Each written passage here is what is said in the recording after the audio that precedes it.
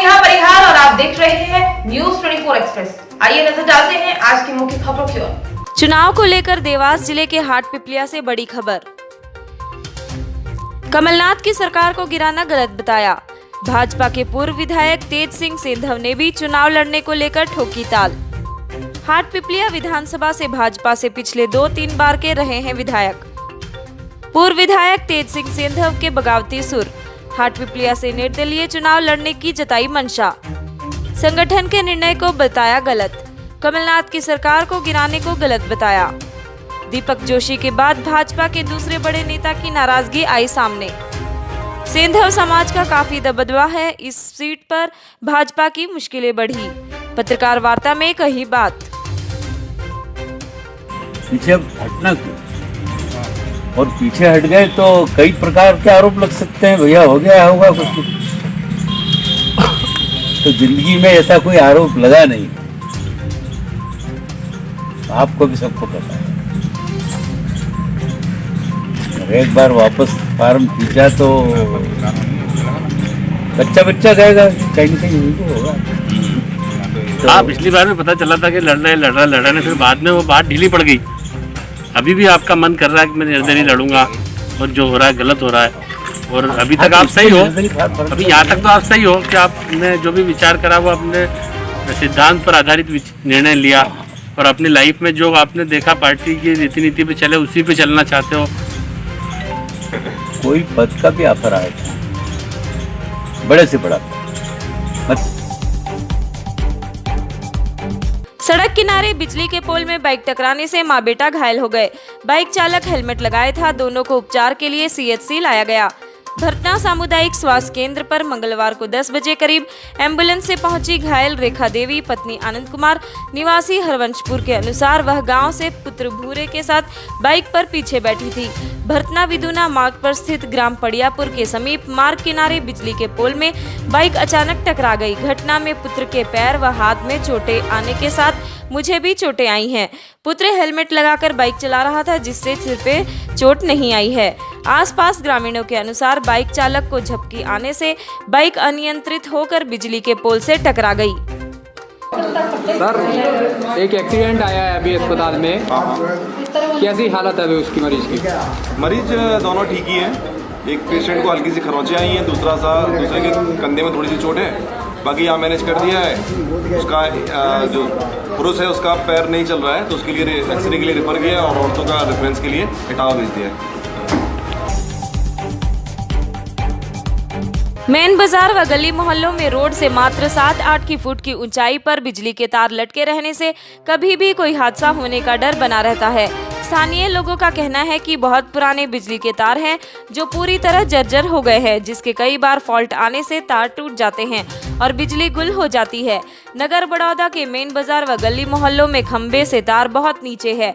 Main बाजार में दुकानों के सामने नजदीक से तार निकल रहे हैं, इसलिए नागरिकों से संबंधित विभाग के अधिकारियों को अवगत कराया गया, लेकिन कोई ध्यान इस ओर नहीं दिया गया। अनेकों जगह खंबे भी झुके हुए हैं। इसकी जानकारी लेने के लिए रिपोर्टर ने जेई लोकेंद्र सिंह जाट को फोन किया, लेकिन फोन रिसीव नहीं किया गया। मुख्य डाकघर छत्तीसगढ़ के बिलासपुर में सोशल डिस्टेंसिंग के नियमों की खुलकर धज्जियां उड़ाई जा रही हैं, तो वहीं विभाग के कर्मचारी अपने में मस्त हैं। ज्ञात हो कि बिलासपुर शहर में निगम सीमा क्षेत्र अंतर्गत प्रशासन द्वारा 22 से 28 सितंबर तक संपूर्ण लॉकडाउन किया गया था, जिसमें बेवजह घरों से निकलने वालों पर जुर्माने के साथ साथ कार्यवाही भी की गई थी। उस दौरान लोगों के प्रति जागरूकता भी देखने को मिला था, लेकिन जैसे ही शहर में अनलॉक की स्थिति बनी तो लोग सड़कों पर बेधड़क उतर आए और सोशल डिस्टेंसिंग का खुलकर उल्लंघन करने लगे। ऐसा ही मामला आज शहर के मुख्य डाकघर पर देखने को मिला, जहां छात्राएं सोशल डिस्टेंसिंग को दरकिनार कर उत्तर पुस्तिका जमा करने पहुंचे, तो वहीं विभाग पर किसी भी तरह का इंतजाम देखने को नहीं मिला। कॉलेज का शायद परीक्षा हुआ है, तो परीक्षा के जो आंसर शीट है वो छात्र स्पीड पोस्ट और रजिस्ट्रिक माध्यम से कॉलेजों को भेज रहे हैं। हालांकि पूरे लॉकडाउन में हमने काम किया है, उसमें आते थे, लेकिन अभी लॉकडाउन खुलते ही थोड़ा सा ज़्यादा भीड़ बढ़ गई है और हम पूरा उसकी व्यवस्था कर रहे हैं। और हम पहले 2 काउंटर चल रहा था, अभी भीड़ की वजह से हमने 3 काउंटर चालू करा दिया है और वो आराम से हो जाएगा। आखिर क्यों इतनी भीड़ जमा हो जा रही है? क्या पहले से व्यवस्था नहीं की गई थी? पहले से इसके लिए वो नहीं किया गया था? नहीं, लॉकडाउन में था, मैंने 2 काउंटर चलाया था, लॉकडाउन में भी आ रहे थे, लेकिन इसी वजह से आज से हमने 3 काउंटर कर दिया था। इसकी व्यवस्था करते कि ज़्यादा भीड़ आएगी, और हमने सैनिटाइजर की व्यवस्था कर रखी है बाहर, और हैंड वॉश के लिए अपना वो भी रखा है, पानी भी रख दिया गया है, जिससे जो बाहर जाते हैं वो हैंड वॉश करें और सैनिटाइजर करें, सेवा बंद रखें। इस तरह की व्यवस्था हमारी दुरुस्त है, चल रही है। आगे किस तरह की व्यवस्था करें, क्योंकि अब लगातार भीड़ बढ़ती जा रही है? हाँ, और भीड़ बढ़ेगी तो देखते हैं, काउंटर की व्यवस्था हम और बढ़ा सकते हैं, उसके लिए हम देख लेंगे और एग्जामिन करेंगे। और काउंटर व्यवस्था हम देखें, अभी हमारा एक जूना बिलासपुर ऑफिस चल रहा है, वहाँ भी बुकिंग कराने की व्यवस्था करेंगे। झारखंड मुक्ति मोर्चा जामताड़ा जिला कमेटी की ओर से समाहरणालय के समक्ष 1 दिवसीय धरना कार्यक्रम का आयोजन किया गया। मौके पर जामताड़ा जिले के सभी वरिष्ठ कार्यकर्ता उपस्थित हुए। मौके पर जिलाध्यक्ष श्यामलाल हेम्ब्रम ने कहा कि केंद्र सरकार द्वारा किसान अधिनियम बिल पारित किया गया है। यह बिल लोकतांत्रिक ढंग से पास किया गया है। यह बिल किसान विरोधी है और ऐसे में किसानों का अनाज अब पूंजीपतियों का हो जाएगा और इन किसानों पर भी बाजारवाद हावी हो जाएगा। उन्होंने कहा कि सभी प्रखंड मुख्यालय पर धरना दिया जा रहा है। उन्होंने कहा कि जामताड़ा एक कृषि प्रधान जिला है और यहाँ के किसान इस बिल के खिलाफ हैं। उन्होंने कहा कि लोकसभा और राज्यसभा में बिना वोटिंग के इस बिल को पास कराकर केंद्र सरकार ने बता दिया कि वह पूंजीपतियों की सरकार है, न कि किसानों की। लिहाजा आज केंद्र सरकार के इस बिल के खिलाफ 1 दिवसीय धरना प्रदर्शन का आयोजन किया गया है। दुमका जिले में पुराने समाहरणालय परिसर में केंद्र सरकार के कृषि बिल 2020 के विरोध में झामुमो का 1 दिवसीय धरना प्रदर्शन का आयोजन किया गया। इस धरना कार्यक्रम की अध्यक्षता जिला सचिव सेवा बास्की के नेतृत्व में किया गया। इस सभा में मुख्य रूप से शिकारीपाड़ा विधायक नलिन सोरेन, पार्टी महासचिव विजय कुमार सिंह, अब्दुल अंसारी सहित अन्य झामुमो के सैकड़ों कार्यकर्ता शामिल हुए। 1 दिवसीय धरना प्रदर्शन करते हुए विधायक नलिन सोरेन ने मांग की कि कृषि विधेयक 2020 काला कानून को वापस लिया जाए, किसान विरोधी सभी काला कानून को रद्द किया जाए और किसानों के सभी प्रकार का कृषि ऋण माफ किया जाए। भारत एक कृषि प्रधान देश है और देश की 70% जनसंख्या कृषि पर आधारित है, परंतु यह पूंजीपतियों की भाजपा की सरकार आज पूंजीपतियों के हक में ऐसे कानून ला रही है जिससे गरीब किसान मजदूर की हकमारी हो रही है। झारखंड मुक्ति मोर्चा इसे कभी भी बर्दाश्त नहीं करेगी और सड़क से लेकर संसद तक इसका विरोध करेगी। जरा इस जल प्रलय की तस्वीर आप देखिए। ये तस्वीर पूर्वी चंपारण के तिरवा इलाके के बंजरिया प्रखंड की है। दरअसल लगातार हुए बारिश के चलते इस इलाके में चौथी बार बाढ़ ने दस्तक दे दी है, जिस कारण यहाँ के लोगों का जीना मुश्किल है। पर खबर बनाने के दौरान एक बड़ी समस्या सामने आई, क्योंकि इस इलाके में मुस्लिम समुदाय के लोग ज्यादा बसे हुए हैं और लड़के वाले शादी करने नाव के सहारे तिरवा इलाके के अंदर गांव में गए और शादी करने के बाद नाव से ही लड़की को विदा कर लेकर आए। जरा देखिए नाव के अंदर खाट पर बैठे दूल्हा दुल्हन शादी कर कैसे लौट रहे हैं। आपको बता दें कि पहदपुर प्रखंड के मंसूर दीवान अपने लड़के की शादी बंजरिया प्रखंड के मोहम्मदपुर गांव में तय किए थे और बारात तो लड़के वालों के घर से गाड़ी से निकली, पर लड़की के दरवाजे पर दूल्हा नाव से उतरा शादी करने, क्योंकि चौथी बार आई बाढ़ ने बंजरिया प्रखंड के लगभग 10 पंचायत को डुबा दिया है, जिस कारण पूरा बारात नाव से गांव में गया और शादी के बाद लड़की को विदा कर नाव से ही गांव से बंजरिया तक बाहर लाया गया। देखिए अभी तो बिहार में चुनाव की घोषणा हो गई है, ठीक है, और डिजिटल जो है चुनाव होना है, सब लोग ये बात बोल रहे हैं, लेकिन आने जाने के लिए कितना परेशानी है आज के डेट में जिसका हद हिसाब नहीं है। क्या हुआ? बहुत परेशानी है भाई, आने जाने में, नाव से जाने में ऐसा लगता है नाव अब डूबेगा कि तब डूबेगा। कहाँ गए? मोहम्मदपुर गए हुए थे हम लोग। नाव से मतलब हम लोग गए फिर आए भी है नाव से। कहाँ गए थे आज के डेट में? वो मोहम्मदपुर शादी करने। हाँ शादी करने। फिर आज विदाई कैसे हुआ? विदाई डंगी से ही हुआ। जाना कहाँ है? थोड़ा साइड कीजिए। बतरौलिया। बतरौलिया। नाम क्या हुआ आपका? फिरोज आलम। भारत नेपाल सीमा पर स्थित अटमुहान एसएसबी ने बॉर्डर क्षेत्र अवस्थित बीजवनी गांव के पास छापेमारी कर गांजे के साथ 2 तस्कर को धर दबोचा है।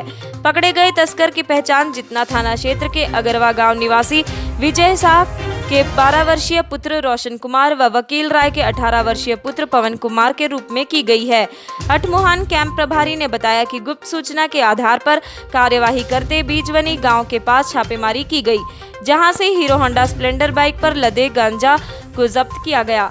गांजा का वजन 7.5 किलो है, जिसका अनुमानित बाजार मूल्य 3,33,000 आंका गया है। वहीं कागजी प्रक्रिया के बाद इसे जितना पुलिस को सुपुर्द कर दिया गया है। देश में 3 तलाक का कानून लागू होने के बाद मुस्लिम महिलाओं को समानता के अधिकार की चर्चा देश भर में चल रही है। इस बीच जोधपुर से एक 3 तलाक का मामला सामने आया है। यहाँ कलयुग की शौहर ने अपनी पत्नी के बाल काटकर उसे घर से निकाल दिया। मामला यहाँ भी शांत नहीं हुआ। ससुराल पक्ष पीड़ित महिला पर मंदबुद्धि होने का आरोप लगाकर मारपीट भी की। घटना जोधपुर के बकरा मंडी इलाके की है। यहाँ के रहने वाली महराज का निकाह नासिर पुत्र रमजान के साथ 2 साल पहले हुआ था। महराज बताती है कि शादी के बाद से ही उसका पति उसके साथ ज्यादती करने लगा और उसके साथ ससुराल में मारपीट होने लगी। मारपीट की इंतहा उस वक्त हो गई जब महराज के बाल काट दिए गए और बाल काटकर उसे पीहर भेज दिया गया। महराज ने बताया कि शौहर सहित उसके परिवार के लोग उसे मंदबुद्धि कहकर चिढ़ाते और मारपीट करते हैं। पीड़ित महिला ने जोधपुर में महिला थाना पूर्व में मारपीट और 3 तलाक देने की FIR दर्ज करवाने पहुंची। अब देखना होगा कि भारत में कानून बनने के बाद जोधपुर पुलिस कब तक इस पीड़ित महिला को न्याय दिला पाती है। मैं शादी को साल भर हुए हैं, मुझे मोदी कर दी। क्यों करी बेटा? किसने करा? मेरे देरानी जेठानी नाम बता। जुब्बा ने और नफीसा ने और रमजाना ने। क्या किस वजह से करा आपको? क्या तुझे ये घर से काट दो के मैं? क्या कहते हैं तेरे को? क्या कि निकल जा के मैं तेज नहीं रखो के। अच्छा, आपका पति क्या कहता है? क्या निकल जा के यहाँ से। बोलता क्या? क्या ये घर पे तुझे नहीं रखो, तलाक दो तुझे। जुबेदा, इस बच्ची के साथ में क्या हुआ? इसकी बच्ची के साथ में बहुत कसूर कर रही है ये लोग। आदमी नहीं बहुत कर रहा है, सासू बहुत कर रही है, ननद बहुत कर रही है, देरानी बहुत कर रही है। इसको मार कूट, आज साल भर हो गया इसको वहाँ रहते करते। इसको चैन नहीं है, सुकून नहीं है, इसको कुछ चीज़ का नहीं है सुकून। इसको नहीं नहाने दे, धोने दे, कुछ नहीं करने दे। इसको क्या तू बाहर निकल जा, तेरे को तलाक का हम पाना दे देंगे कह के। आदमी ने टूपा दे दे के मारता है इसको। तो अब क्या करें आगे? अभी यहाँ 4 दिन पहले इसको मारी है। कौन लेकर आया? हम लेकर आए, जाके पीर वाले जाके लेकर आए। हम सब जने बुआ भतीजियाँ सब जाके भिल के लेकर आए। हमको मारन उठ गए, सब करन उठ गए सामने वाले। मैं बड़ी माँ हूँ उसकी। क्या नाम आपका? जुबेदा है। और पूरा क्या मामला है? मुस्लिम महिला है, महराज वाइफ ऑफ नासिर, बकरा मंडी जोधपुर के रहने वाली है। उसका कहना है कि 1 साल पहले शादी हुई थी। शादी के बाद से ससुराल वाले परेशान कर रहे हैं, मानसिक रोगी होने का आरोप लगा रहे हैं, अन्य बातों को लेकर प्रताड़ित कर रहे हैं। और परसों के रोज उसके सिर के सारे बाल काट करके उसको घर से बाहर निकाल दिया और पति ने दूसरी शादी की धमकी दी और उसके पीहर पहुँचा दी। तब से वो पीहर आज आरोप प्रताड़ित महिला थाने पर आई, जिस पर 498 323 में मुकदमा दर्ज करके अनुसंधान किया जा रहा है। ठीक है। मरवाही उपचुनाव की तारीख का ऐलान होते ही अमित जोगी का बड़ा ऐलान। दूसरे राजनीतिक दलों के लिए मरवाही केवल चुनावी दंगल, परंतु मेरे लिए पुत्र धर्म का निर्वाहन। मरवाही की जनता के बीच एक तरफ सरकार और दूसरी तरफ उनका परिवार, जोगी परिवार। मरवाही की जनता परिवार के प्यार को ही महत्व देगी। 3 नवंबर उपचुनाव, मरवाही की तारीख तय। जिले में आदर्श आचार संहिता लागू। मरवाही की जनता ने मेरे पिताजी स्वर्गीय अजीत जोगी जी को 5 साल अपनी सेवा करने के लिए चुना था, लेकिन 1.5 साल में ही उनका स्वर्गवास हो गया। एक पुत्र होने के नाते मुझे अपने पिताजी के अधूरे कामों को पूरा करना है, उनके सपनों को साकार करना है। बाकी दलों के लिए मरवाही केवल एक चुनावी दंगल हो सकता है, मेरे लिए पुत्र धर्म का निर्वहन है। जनता के बीच में एक तरफ तो सरकार है और दूसरी तरफ परिवार का प्यार है, और जब सरकार और परिवार के बीच में उनको चुनना पड़ेगा तो निसंदेह वो परिवार के प्यार को ही चुनेंगे। और 10 नवंबर को ही 4 दिन पहले मरवाही के लोग हम सब दिवाली मनाएंगे। आज के बुलेटिन में फिलहाल इतना ही। बने रहिए न्यूज़ 24 एक्सप्रेस के साथ। नमस्कार।